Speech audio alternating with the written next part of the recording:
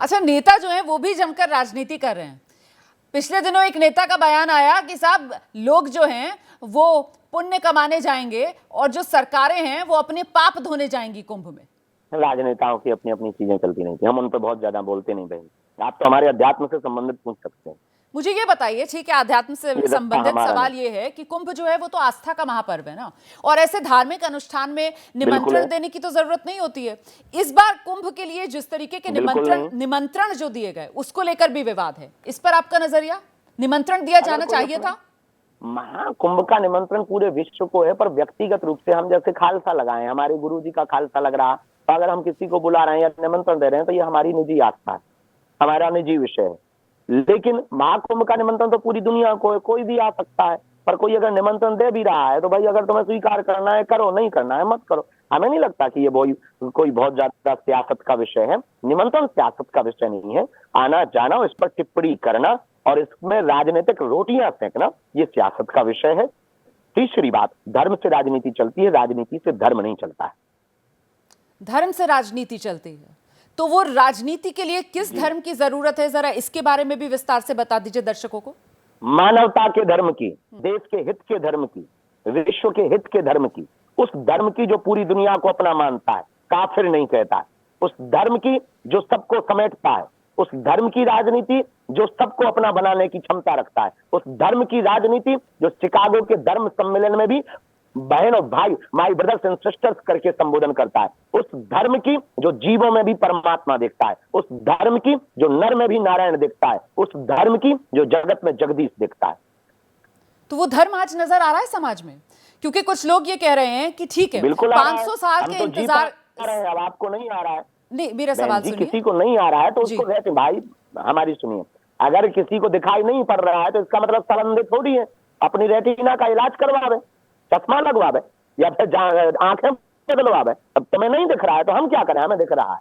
नहीं, आपको अगर दिख रहा है, अगर आपको दिख रहा है और कहीं कोई दिक्कत नहीं है तो फिर, क्योंकि हिंदुत्व के पोस्टर बॉय हैं आप, है ना, नटखट भी हैं आप, चंचल भी हैं आप, और हठयोग करने में भी आप जो है उसका कोई सानी नहीं है। और ऐसे में भारत हिंदू राष्ट्र बने, फिर ये हट क्यों कर रहे हैं आप? ना हम हिंदुत्व के पोस्टर बॉय हैं, ना हमें हिंदुओं का नेता बनना है, ना हमें हिंदुओं से माला चाहिए, ना हमें इस देश की सत्ता चलानी है। पांचवी बात, हिंदू राष्ट्र इसलिए होना चाहिए ताकि इस देश से हिंदू मुसलमान की वैमनस्यता खत्म हो। हिंदू राष्ट्र इसलिए भी होना चाहिए ताकि रामचरितमानस को जलाया ना जाए। हिंदू राष्ट्र इसलिए होना चाहिए कोलकाता की बच्ची को मात्र एक धार्मिक बेटी होने के, हिंदू की बेटी होने के कारण बर्बरी निर्दयता के साथ रेप ना हो और फिर जो अपराधी है वो देश से भाग ना जाए। हिंदू राष्ट्र इसलिए भी होना चाहिए कि पालघर के संतों के साथ जो निर्दयता की गई वो लौट करके ना हो। हिंदू राष्ट्र इसलिए भी होना चाहिए कि राम के होने का सबूत ना मांगा जाए, क्योंकि ये देश बाबर का नहीं है, रघुवर का है। अकबर महान नहीं है, रघुवर महान। तो ये सारी सुरक्षा तो देश का संविधान भी देता है, इसके लिए जरूरी थोड़ी है। अगर देता होता तो ये कैसे होता? हम कानून के या संविधान के खिलाफ थोड़ी हैं। हम तो केवल ये कहना चाह रहे हैं कि आपके रहते ये हो गया है, आपके संविधान या कानून के रहते ये हो रहा है, तो निश्चित रूप से ये बहुत निंदनीय है। नहीं तो उसके लिए तो फिर संविधान जो है वो अदालतों में जाने का रास्ता भी बताता है ना, और इंसाफ जो है उसके लिए भी दरवाजा खुला हुआ है। उसकी तो पूरी एक व्यवस्था है संविधान में। 125 बार से ज्यादा संविधान में संशोधन हुआ है, 125 बार से ज्यादा संविधान में संशोधन हुआ है। एक बार हिंदू राष्ट्र के लिए अगर हो जाएगा तो कोई बुराई नहीं। मनुस्मृति और संविधान, मनुस्मृति वर्सेस संविधान, ये बल्कि एक तरीके की बहस है जो लगातार राजनीतिक तौर पर आगे बढ़ाई जाती है। आप इसको किस तरीके से देखते हैं? ये बहस ही मूर्खतापूर्ण है। मनुस्मृति या संविधान को, दोनों को वर्सेस बनाने की जरूरत ही नहीं।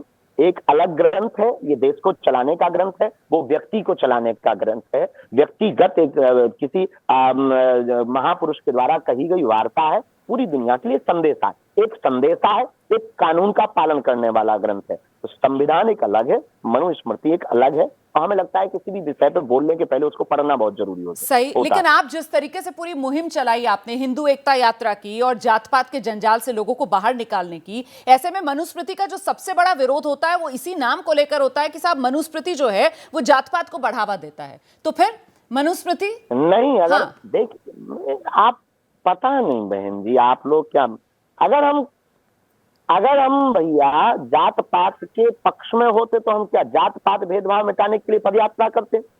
हम देश में जगह जगह जाते, हम देश के लोगों को प्रार्थना करते।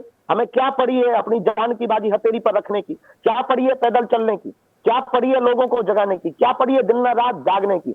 हमारा उद्देश्य ही यही है। जो कुरीतियां हिंदुओं के बीच में आ गई है, चाहे वो बलि प्रथा हो, चाहे वो जातवाद की प्रथा हो, चाहे वो भेदभाव की प्रथा हो, अथवा फिर दुत्कारने की या घृणा करने की प्रथा हो, अथवा फिर ऊंच और नीच की प्रथा हो, अथवा फिर बाल विवाह हो गए, या फिर नारियों पर शोषण हो गए, या फिर शिक्षा के स्तर को गिराया जाए, बिना वैज्ञानिक तथ्य के शिक्षा को परोसा जाए, हम उन सभी कुरीतियों के खिलाफ हैं। और हम सनातनी भी हैं, ये भी आप सुन लीजिए। आई एम नॉट एथिस्ट, हम नास्तिक नहीं है। सनातन के सामने सबसे बड़ी चुनौती आज के समय में क्या ये जातिवाद ही है?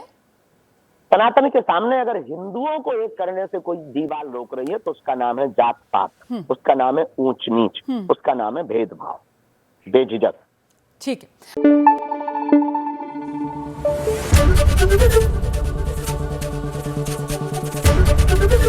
एबीपी न्यूज आपको रखे आगे।